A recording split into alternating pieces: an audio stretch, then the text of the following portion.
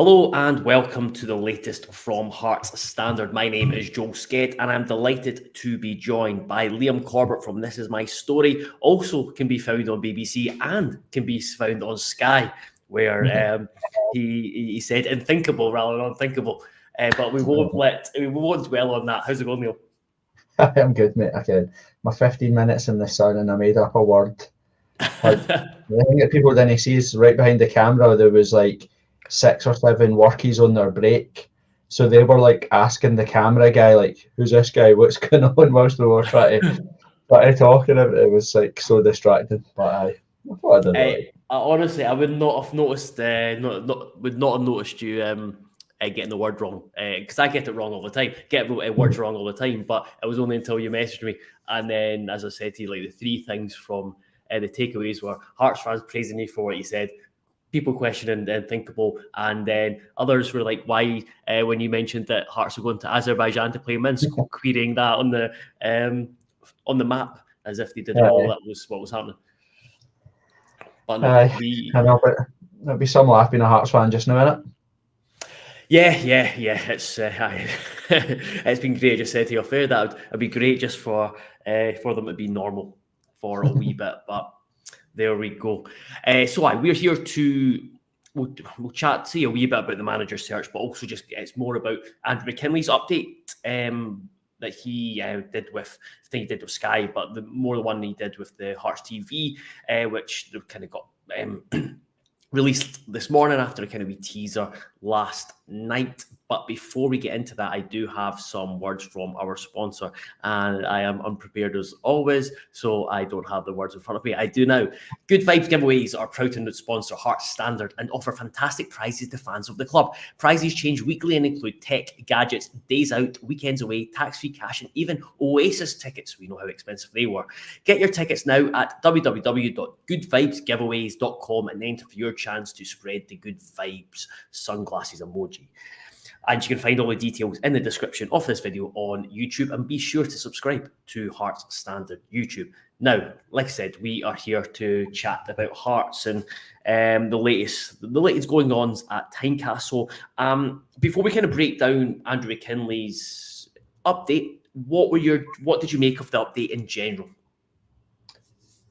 Well, first and foremost, I like that Andrew fronts up. I think the Hearts board gets a lot of stick, rightly in my opinion, for things, but Andrew never shies away from anything. I think the update was honest and as open as it could be. As always, I laughed when I seen the people that picked it up, and I'm sure we'll touch on it. It said that Steven Naismith could have saved his job if he'd had a better second half. I didn't really think that's what he meant. I think it was just more about showing everybody that they'd given the opportunity as much as they possibly could to keep Naismith and the team in a job, but they were getting nothing back. So yeah, I think it's good to have someone come in front up, and Andrew always hit or miss, good news, bad news.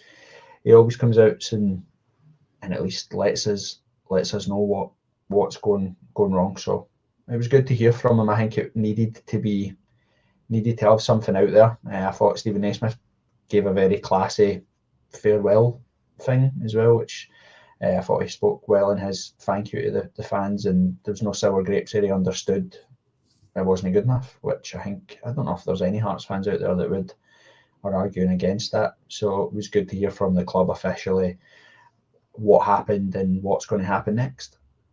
Yeah, I mean, both McKinlay and Naismith as well. I think especially Naismith understands.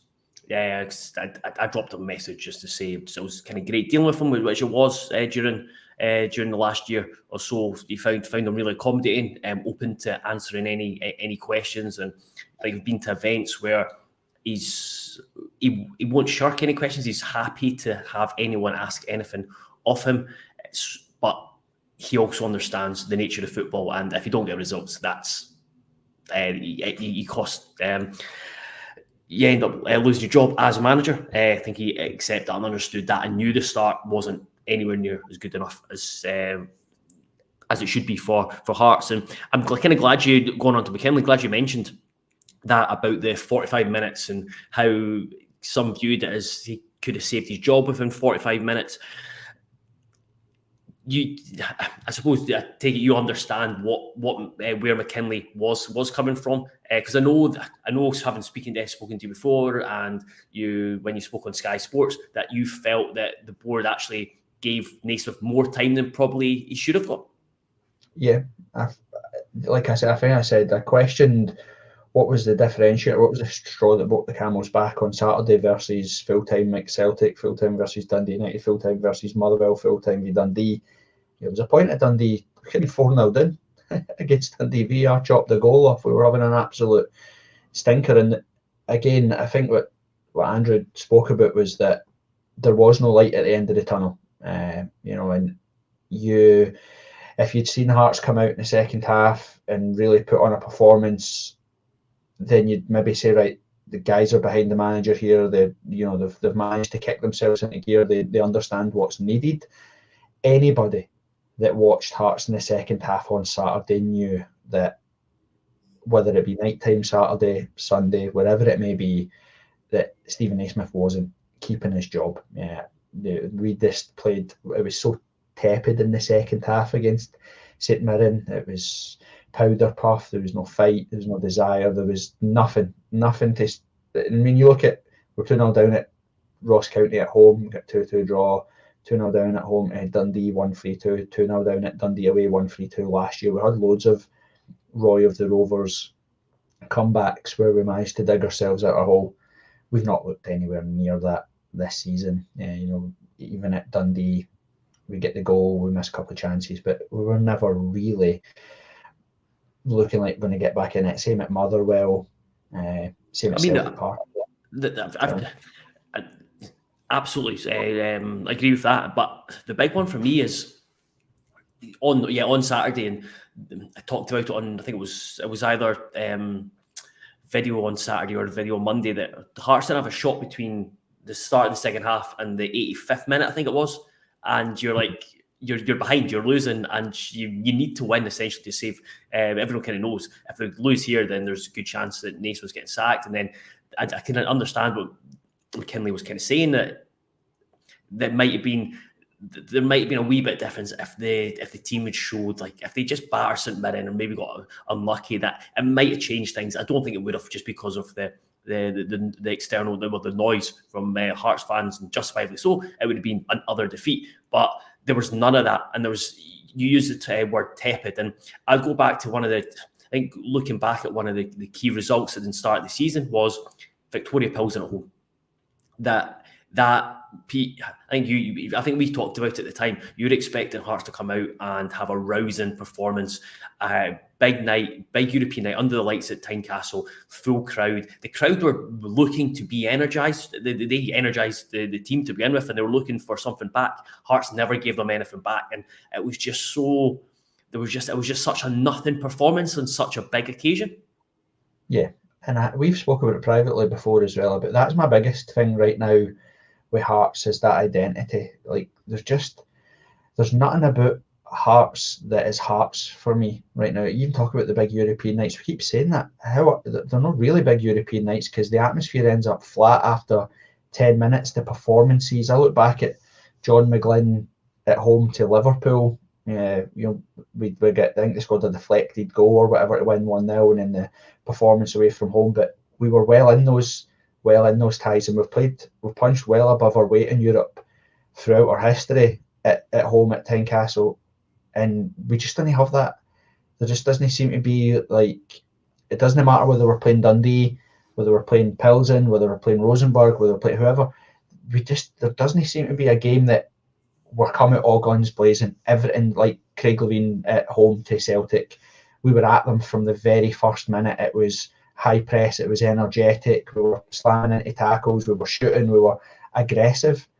We just don't have that, and we don't. I think that's what worries me. Worried me throughout the Naismith thing and the Robbie Nielsen thing as well, is that we've kind of not lost our identity, but we'd have lost a bit of our Heartsness. You know what I mean? When I think back, there's definitely elements of its Hearts have been unrecognisable. Certainly from how we kind of grew up and what we saw from from Hearts teams in the past. And you look at it, I've said it a few times, I don't think Hearts fans are really demanding, but I don't think they're easy. I don't think they're hard to please. And if they see a team that are up for it, high tempo, aggressive, who get in the opposition players' faces, they play direct, they play quick, they take players on.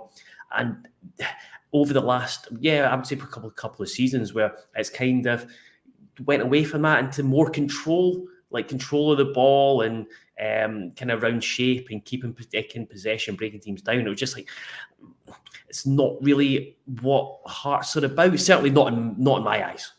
No, and I think Cammy Devlin is a great example of, people always say Hearts fans are demanding and really hard to please. Cammy Devlin is a great counter to that, right? Because Hearts fans adore Cammy Devlin. Cammy Devlin's a very limited footballer, but he gives you every single thing that he has. He tries as hard as he can. He's always tenacious. He's always running at his full speed. He's always flying into tackles. He's tenacious. He does everything that you want him to do. You acknowledge that he's not a good he's not a brilliant football player. He's never going to take us to the next level. He's probably playing at the highest level that he'll play, but he gives you everything that he has. And I look around the team, especially on Saturday. You look around that team on Saturday and think, right, they're fighting. They're supposed to be the third best team in the country. They're fighting for their manager. They're fighting. There's a sellout away end. They're fighting for the fans, and that's what we get. Every Hearts play that walked off that field on Saturday, could they say they tried their absolute hardest? Were they playing to the best of their abilities? Did they fight for every single ball? And I think that's what when Andrew was talking about, if we'd seen something in the second half, I think that's what he was speaking about, more about just see something. So a glimmer of hope that this is going to turn around, it's going to change, because we'd been too far down the line now. This was a game in hand. And I think that's what people forget about Saturday. This is our game in hand. We brought that forward so we could get 3 points on the board, put a bit of pressure on the guys up above us, and we've lost it. So now even if we do win Saturday and win at Pittodrie, you still have a game in hand. So any sort of momentum that you build up, they're always going to have that 3 point cushion to go 3 points again in front of where we are. And I think that was the differential. I think that was the final nail in the coffin on Saturday, was actually, this is backfired and we need to drastically fix it. Yeah, and speaking of fixing it, it means that we're looking for a new head coach. What did you make of McKinlay's comments around how the recruitment process is going to go, the involvement of analytics within that, the fact that the club will come with their own targets, the analytical company, I think it's going to be Jamestown Analytics, they'll bring their own targets, and it'll kind of whittle down, and then we go from there in terms of interviewing and seeing who's the right fit, money, etc., style, etc. What did you make of McKinlay's take on it all?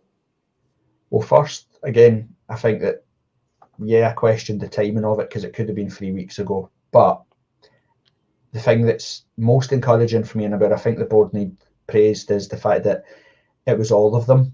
We got rid of Robbie Nielsen and Jig the last time, but kept Gordon Forrest for continuity. This time they've cleared the decks, so it's pretty clear that, in my opinion, using the analytics with the view of what's to come, they're going to look for, actually, we want to change everything. We're not looking for continuity this time. We're looking for somebody to come in and to fix it proper, to proper got out what needs to be fixed, and have a new backroom team, a new coaching staff, new voices, new ideas. Because again, for any of us sitting, we say, what's our biggest frustration about Hearts right now? We're sitting saying, well, actually, if we rewind to what were the mistakes we were making last season, what were the mistakes we were making the season before, what were the mistakes we were making the season before, we seem to have a continual theme. And it makes sense, right? The coaches, that Gordon Forrest has been at both teams. He was in Robbie Nielsen's backroom staff. He's in Steven Naismith's backroom staff. We are there or thereabouts the same formation. We have the same style of play, or the same tactics. We're terrible at set plays. We've somehow randomly went all of last year not conceding from a set play. And I think this season we've decided to undo all of that by conceding from every set play, just to rebalance the universe. So I think they're praised for getting rid of everybody, and then what comes next will be interesting. It'll be interesting to see what they do, because if they want to try and I know it's hyperbole to say save the season, right? We've still got hundreds to play for, and it's not unthinkable that Hearts couldn't go finish third, right? I get all that, but where we are right now, you have to look at realistically where we're at. We're 14 points behind Aberdeen, who have a game in hand. We play them soon. You could be looking at as much as 20 points behind them. Yeah, we could cut the gap if we win, but we need to do something. So do they go through tried and tested? We've been sort of notorious for looking down the corridor and promoting from within, or going back to familiar faces that we know. Are we going to go tried and tested and get a Derek McInnes, Stephen Robinson, someone that's done well in the Premier League? I would like Derek McInnes. That would be my choice, but I don't think he'll come. I don't think he'll work under the structure, and I don't think he'll feature on any of the analytic reporting. So then it's all down to what does the analytic group bring up and who's going to come in, because whoever comes in, it looks like it's going to be a project. I hope that they can fix it fast, but it's going to be a bit of a long-term project. Yeah, my bit of thing, looking at it a couple of ways. So in terms of the recruitment of the manager, I think it was interesting looking at Brighton and Union Saint-Gilloise there. I think the Union Saint-Gilloise, their first appointment was a guy who was pretty experienced. I googled him actually yesterday, Felice Mazou, who's now in his late 50s, and they appointed him, and he had been around the block to an extent. He did really well for them. And then you look at Brighton, they've kind of gone with, more recently, they signed they appointed a really, really young guy this summer, but they've also had like a 4-year spell with Chris Hughton as well. So they've gone down experiences. So I'm not of the view that it will definitely be a young guy who was how did you put it on Sky was managing the under 23s in the Belgian B League and plays really nice football. So I can definitely, I wouldn't be surprised if that kind of profile was involved, but I wouldn't say it's a dead cert that it's going to be that type of profile. I think what we'll say with the involvement of the Alex and Tony Bloom, I think the net will be wider than it has been when Hearts have appointed before. And then on the kind of the other side of that is my concern, and this is not just related to Hearts, this is related to any team in Scotland, is that, or just any team in general, it's so hard to come in at this point in the season, and you're looking for patience, because you need patience to settle in. It's not your squad. You need to get kind of used to the squad, used to the league, etc. You're looking for patience, but even though fans will say, "Oh yeah, we'll be patient with him," if it doesn't go well, minds will start being made up before he's been given time to then work as well. So you look at Aberdeen with Jimmy Thielen. Big thing for them was he was able to come in and have the whole summer, and then also being able to be in the League Cup as well. So they're playing lower league opposition to kind of ease his way in and get his methods and thoughts across. It's far more difficult doing that coming in now. Yeah. And that's my big worry with it, is that, and I said it on my podcast, that it's different at Hearts because you have to win pretty much every week. All right, so you come in and say it as someone from left field that's a bit of a Daniel Stendhal type guy that's going to play the type of football that we want. That's going to take time to embed. All right, and then for it to be successful, you have to look at recruitment, and did we recruit the players that we recruited in the summer? Will they fit into any of this new expansive style? If that's what we go down, they'll need to embed, the manager will need to embed. But you're also playing Thursday, Sunday. We are also now watching Aberdeen, Hibs, whoever it may be. They could potentially win week in, week out, and you're not. So the pressure just grows and grows and grows and grows. And we could unearth an absolute diamond, like I said, for the the Belgian under-23 manager or whatever. We could unearth a total diamond, but by December, if we haven't seen a significant uptake in results, folk will chase him out. We'll chase him out, and that's my worry, is that the things that we're doing wrong, they need fixed in a pre-season. This pre-season that we just had was a mess. It seemed an unorganised mess. We didn't play enough games. The length of time between games was mental, and we look like we're suffering for it right now. We look unfit. We look bamboozled by whatever it is we're trying to do.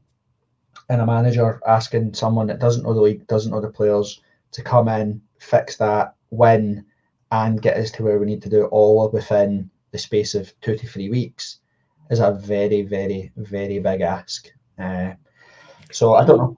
Yeah, I don't know. I don't know what the solution is. I don't know what the answer is. Thank God that's no mad.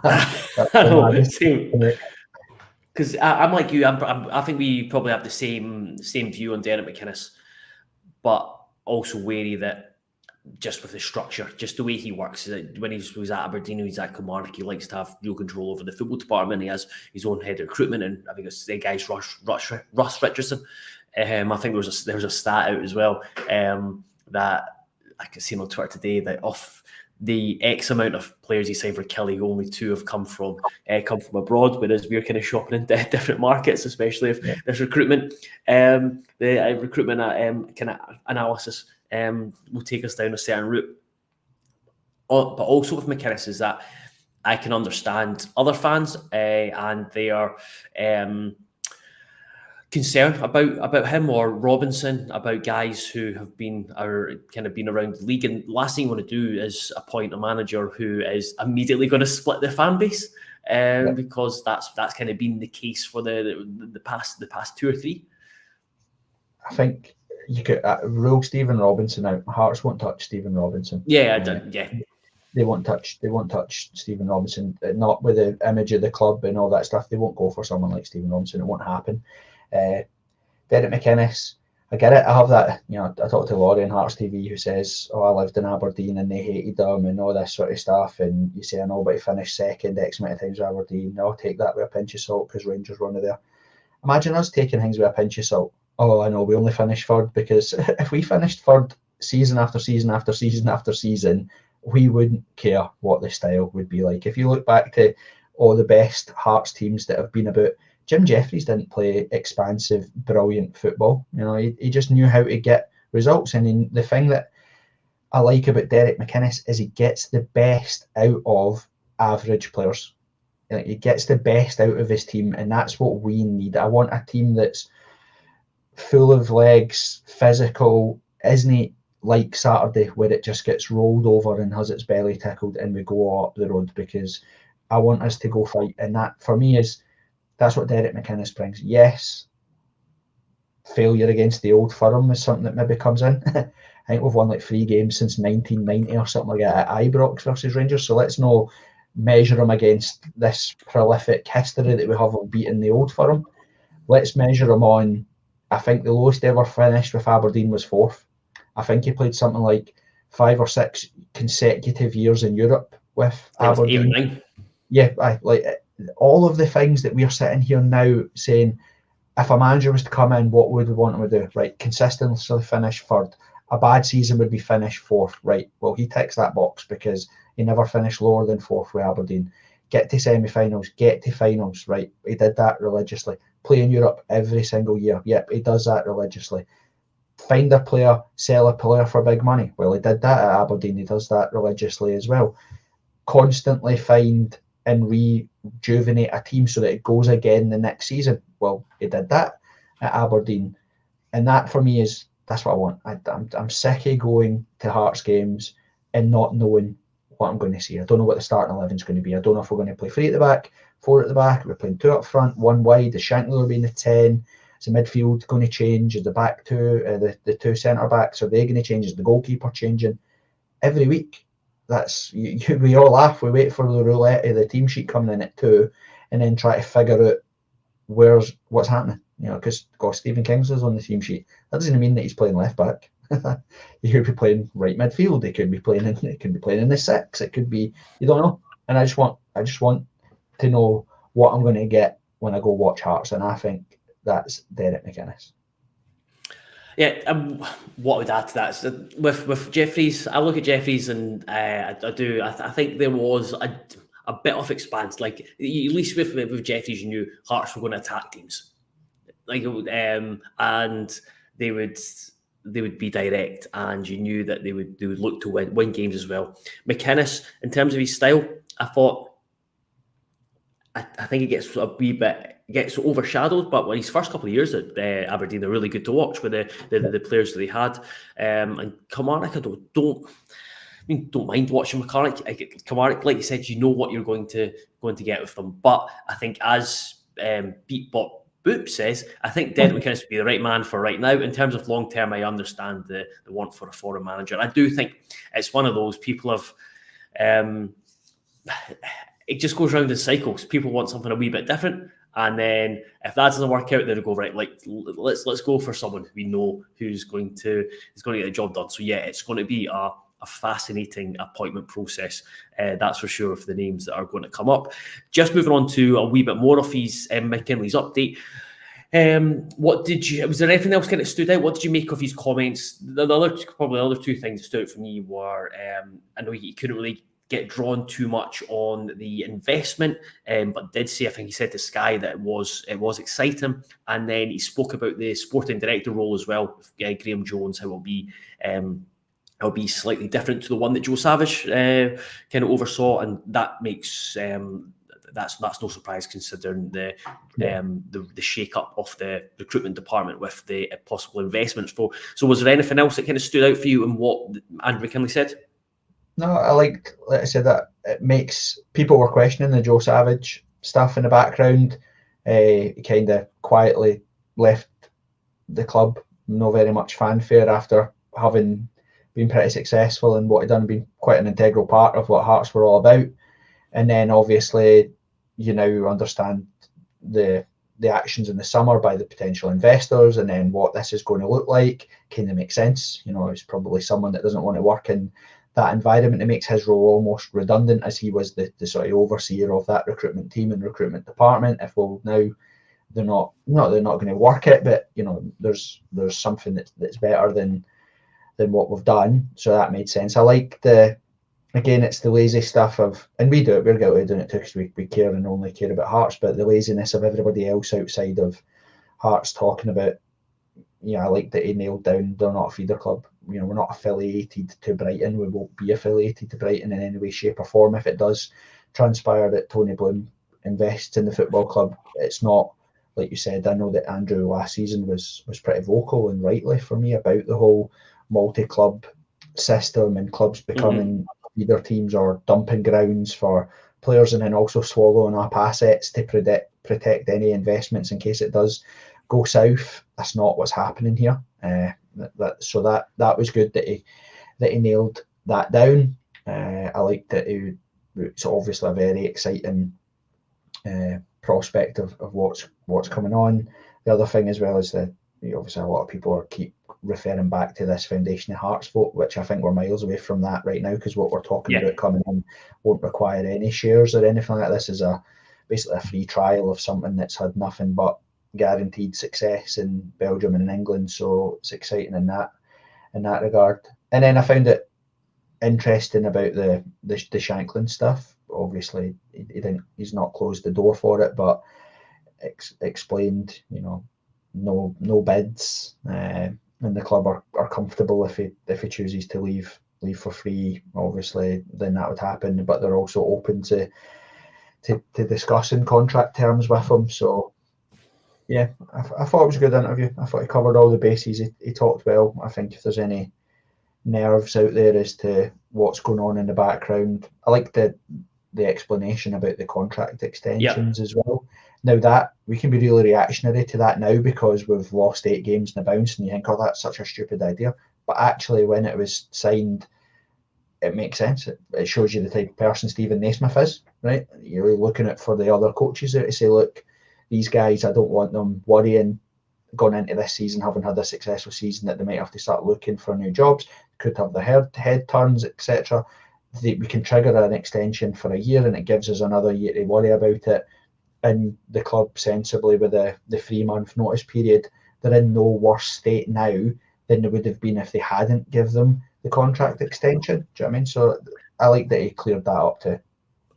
Yeah, and on the contract extension as well, that when it got triggered, I can't remember many people going, I don't think that's a good idea, because it was at the start of the season when there was a lot of excitement. I think it was just after the Rangers 0-0 game, which was one of the few, if only, encouraging performances of the season.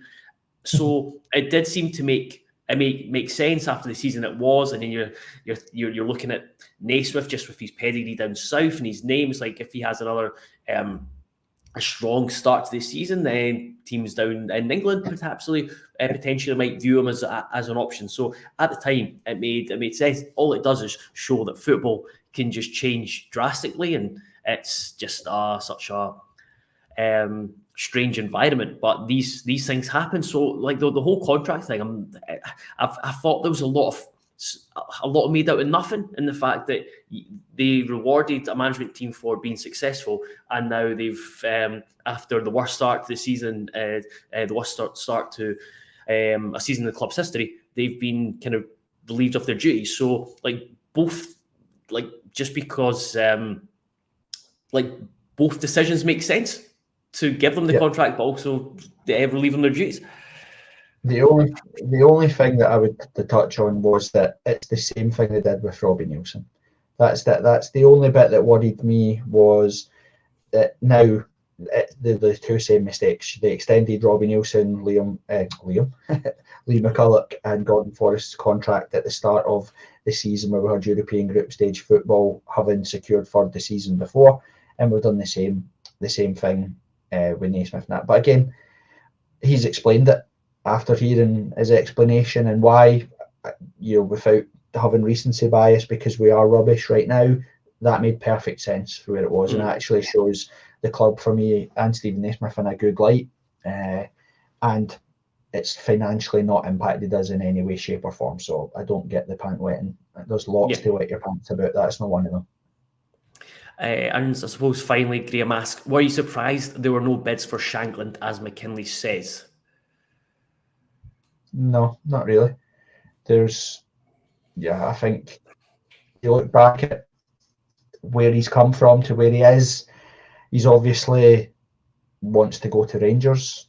He's a Rangers fan. Rangers have made it abundantly clear that they want him, but they want to pay money for him because they don't have any. So it's up to Hearts to go and try and lure him to stay. I think they were very, very, very close in terms of what would be the right number to keep him. But they did the right thing, where they weren't going to be held to ransom by agents or players. They put an offer on the table and said, this is literally the best that you're getting from us. Take it, leave it. It's completely and utterly up to you. I don't know if it was impacted by him going to the Euros to put the cones out and wash the boots. I don't know if that helped. The fact that he couldn't get a game or any length of time on that stage to cement any sort of people that think maybe he'll take a punt on him. If he'd got a goal there, maybe, like he could have potentially went on to somewhere or got bids to start. And Hearts have made it pretty clear to Rangers now, given the new setup and the current board that we have, is we won't do IOU business with them. We've been stung before with Lee Wallace and money owed to us. They won't take money from Rangers in instalments, and Rangers don't have physical cash to pay the £5-6 million that Lorne Shankland's goals would get us in Europe. Having said that, he scored none so far. So I was going to say, just it would have been typical if we handed him this. Typical if we handed him this massive contract, then he just never scored again. Never scored again. The most Hearts ever. The way I looked at it is, so two avenues. I wasn't overly surprised there was no offers for him, just because if you just break it down, go down to just with his age and his lack of pace, it kind of ruled out a lot of the English interested in how much they'd be willing to spend, and then you're kind of with the way Rangers are, you're kind of relying on someone from abroad to come in for them. So I wasn't overly surprised there was no offers for him, but I felt sorry for him that there was no offers, because he just had two of the best seasons of his life back to back. Was unbelievable last season, and then just not to have anyone to go, you know what, he's probably worth a punt. But I feel sorry for him now. Everybody's allowed to have a dip. He scored 8 goals or something like that in X amount of games for Hearts. Everybody's allowed to have a dip in form. His dip in form has been magnified hundreds because no one else scores goals, and that for me is no fair. Like, I get it, he hasn't played well. I get all that. No one in Hearts jerseys played well, but he's allowed to have a dip in form. People should be bailing him out, and that for me is, I feel a bit sorry for him up there, knowing that if he doesn't score, Hearts don't score. If Hearts don't score, we don't win, and that's exactly where we are right now. Here's one thing I was going to ask you. It was about looking at the analytics bit. You talked about there our 31 goal striker last season. He's going to, I think he's a joint European goal scorer. If he scores another one, I think he goes ahead of Robbo as our all-time leading goal scorer in Europe. And we can't get any bids for him. How does that then work with the whole Tony Bloom Star Lizard idea of bring someone in on money or low bids and decent value of money and then sell them for big bucks? You know. So looking at, just using Brighton as an example, you look at the way their squad is built. So it's essentially there's two squads within one, or two thoughts within one squad. You've got more experienced players who have been there and done it and know the league and set the standards and have that experience, for the other lot who are the young guys who are brought in from all over, who have got real potential, promise they see as being able to be a positive impact in the first team straight away, but also able to build them up 1, 2, 3 years time and then sell them. So I don't think we'll stop signing experienced players, because I think what Brighton have showed is that you need both. You need guys who are going to lead the dressing room. You're going to have set the standards in the dressing room and provide that experience for the younger guys who maybe are a bit inconsistent and just kind of finding their way. So I think I think the other thing too is that it puts not pressure on whoever comes in as a manager, but if we want to sell them at their top value, if we do bring them in, say we do spend £1 million or a couple of £1 million on a player, if we want to sell them in 2 or 3 years down the line, they have to be playing in Europe. They have to be playing on that big stage to show their potential, because look at Majowski at Aberdeen. He scored a barrel load of goals in 2 seasons, and would they get $6 million for him or something? You know, so it's going to be hard. That's going to be the good thing from a Hearts fan perspective is whoever comes in manager-wise will have to have his team in Europe, because that's the platform where these big money transfers that have transformed, especially the Belgian side. The English Premier League is inflated, so anybody that comes in and half a good season there is going to go for £60 million. That's par for the course there. But in Belgium, it's how they've managed to go from where they are and turn their players around by playing in Europe year in, year out. So I think that's how you counter the worry of, because that was my worry, is if we spend £1 million, £2 million on a player and we don't play in Europe, you're never going to get somebody that's going to come back in and spend another £1-2 million on a player that's only playing in Scottish football. Yeah, absolutely. And last one before we finish up. Who should be the goalkeeper, Clark or Gordon? Ask Scottish TV Gold. Everybody knows my views on this. Craig Gordon is an absolute Hearts legend. He's one of, if not the only, truly world-class football player that I've ever seen play for Hearts. And when I say that, I mean that at the height of his powers, he would have got a game for any of the top sides in Europe quite comfortably. But he's 42 in a month and a half or whatever it is. He clawed his way back from a horrible injury. For me, the club should have gave him the platform to have a send-off to thank him. Let the fans thank him. Let him get the hero's send-off that he deserves. And send him on his merry way, because there's no future in Craig Gordon. As horrible as that sounds and as horrible it is to say, and we're going to lose 2 goalkeepers now. We're going to lose Xander Clark in the summer because he's not going to sign in the contract extension, sitting on the bench, and Craig Gordon thinks he's going to play next year as well. So it's been a bit of a mess, if I'm being completely honest. Xander Clark's stats in the 68 competitive games for Hearts are better than Craig Gordon's last 68 competitive games for Hearts. He has more clean sheets. We have a better win ratio with Clark in goals, and that's not to diminish anything about Craig Gordon, because even this season, Craig Gordon has kept the scoreline respectable in some matches that we've played. Thinking of the Falkirk one, we could have scored a barrel load in the first 25 minutes, but we also could have conceded the barrel load in the rest of the game, and he made a mistake in that game. But yeah, for me, it should be Xander Clark, but it's sad. It pains me to say that, because Craig Gordon is a Hearts hero. Yeah, it's an interesting one going forward, and I think that's one where there were just moments where you're just thinking Naismith was just maybe a wee bit indecisive, and you just got to go, right, this is a goalkeeper, and that probably didn't really help at the start of the season, where it was you just weren't sure who the number 1 was. It looks like it is Gordon at the moment, but we'll see how that changes. Right, we will finish up there. Liam, thank you very much. That was a pleasure to speak to you, and thanks very much for coming on. Thanks very much, everyone, for listening and continuing to engage, support, subscribe, and listen. You can check Liam and his podcast out at This Is My Story, both podcast and YouTube as well. For us, we'll be back at some point this week, whether it is likely to be previewing the game against Ross County on Saturday, another must-win game for Hearts, and to see a look ahead to Liam Fox's first match as interim boss. But until then, thank you very much and goodbye.